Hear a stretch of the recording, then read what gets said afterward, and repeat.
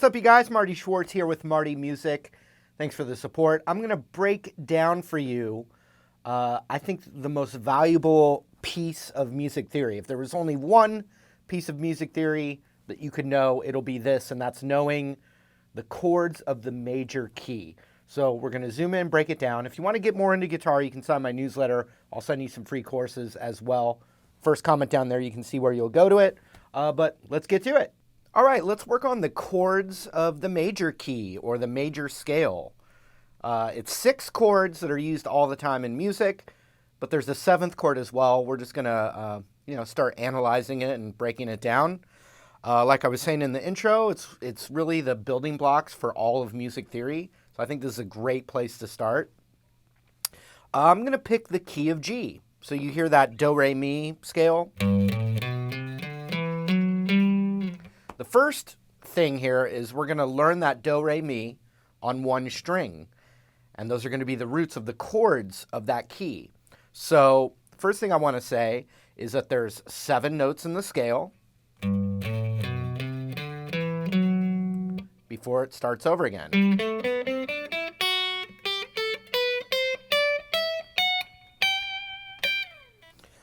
In a major key, no matter what key, A major, B flat major, F sharp major, any of that, the 3rd note to the 4th note is always a half step, and the 7th note back to the root is always a half step. Everything else is a whole step.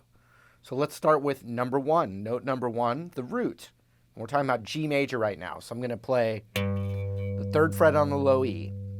And remember what I said. This is going to be a good thing to remember, is the 3 to the 4 is a half step, and the 7 to the 1 is a half step.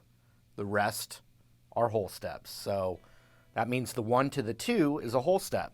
It means the 2 to the 3 is a whole step. And remember, I said 3 to the 4, so here's one of the half steps. 3, 4, whole step to 5, whole step to 6, whole step to 7, and then now you're at that other half step, which is back at the root, which is now G again. So we just went through all the notes of the scale and ended an octave up from G. 1, 2, 3, half step to 4, 5, 6, 7, half step to 1. So that means if I wanted to play the G major scale, let's say on one string on the D string, just so we're emphasizing that we're going to be starting to, get this memorized in little bits. There's a G note there. It's the 5th fret. So remember what I said? The 3 to 4 is a half step and the 7 to 1. So 1, 2, 3, half step to 4, 5, 6, 7, half step. And it's the exact same thing we're doing here, but we're just using multiple strings so we don't climb up. Exact same thing. But when we do it on one string, now we can just use our basic bar chords to put together the chords. Now these chords come from these notes. The 7 notes are the only notes in all 7 chords.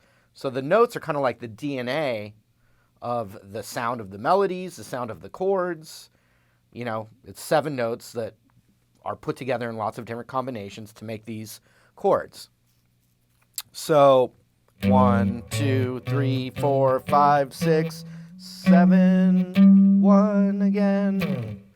So we're talking about that's the G major scale. So the first note is the root of the 1 chord. The 1 chord's always a major chord in a major key. So the 1 chord of G major is a G major chord. And let's follow those roots we did. The 2 and the 3 are both minor chords. So we have G major, A minor, B minor. 3 to 4 is a half step. So we have that note right there, which is a C, and it's the 4. 1, 2, 3, half step to 4. The 4 chord's always major. Okay? And then a whole step to the 5 chord. And the 5 chord is always a major chord, and that's the 3 notes, but when you add its 4th note of that chord, it's a D7 chord. take your pinky off, you get D7.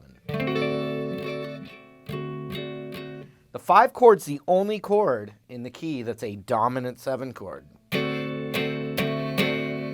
So 1, 2, 3, 4, 5. 6 is up a whole step, and 6 is minor. Then you have 7, and then back to the 1, which would be G major. Now the 7th tone, the chord for that, is a weird chord called a half diminished chord, and it's not really in pop music. So really it's the 6 chords that are in pop music. Let's do it one more time. So the 1 chord, G major, whole step to A minor, whole step to B minor, half step to C major, whole step to D, take the pinky off, make it a 7 chord. The 6 chord's minor.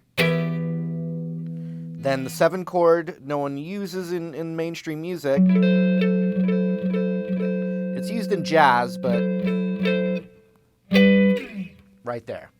And there you have it.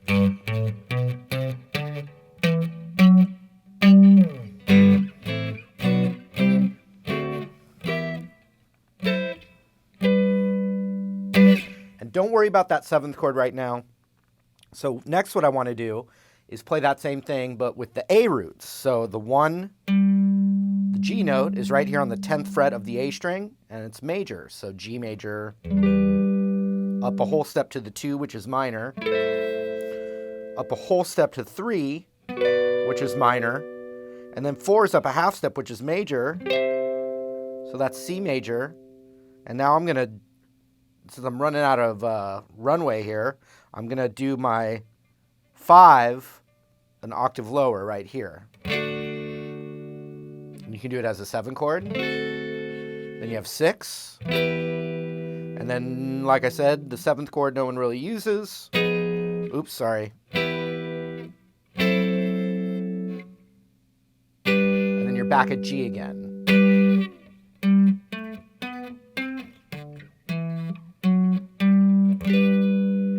But what's interesting is all the modes come from this as well.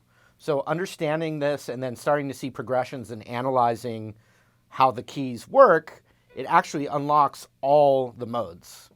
But understanding this is going to be really helpful to you, I promise. It opens up a lot of doors, may start some questions, but the answers are out there to find. So just start to work on this. Here's a couple of little interesting tidbits. You've heard the term 1-4-5. Well, in the key, the 1, the 4, and the 5 are the only chords that are major in the key.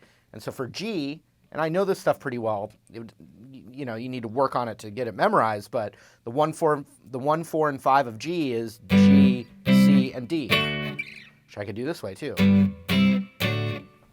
The 6th chord, which is E minor, if we took all the chords that we just played but thought of E minor as the tonal center, now we're in the key of E minor. Doing nothing new except thinking of that 6th chord as the starting point, okay? So that's your mission right now, is to start understanding the chords of the major key. Real quick, if the 1, 4, and 5 are major, that means the 2 and 6 are minor.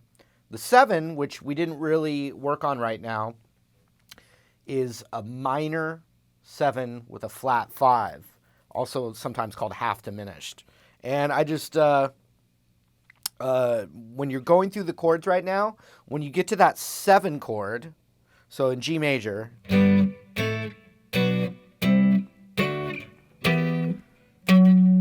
I get to that final 7 chord, the great way to practice that right now is to play the 5 chord instead of the 7 chord and then resolve it to the 1. So here's what I mean.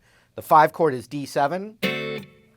It functions much more strongly as that final chord. So just something you could do is G major, A minor, B minor, C major, D7, E minor, D7 again, because I said due to the 5, then the 1. And it feels really nice and resolved when you do it that way. You don't have to, but what I really want you to do is be able to see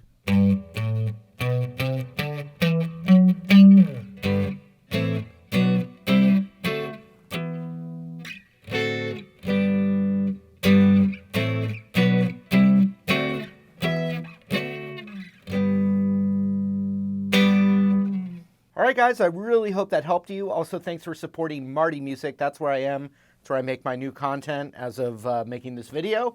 So I really appreciate you supporting that. And we'll see you again real soon. Take care.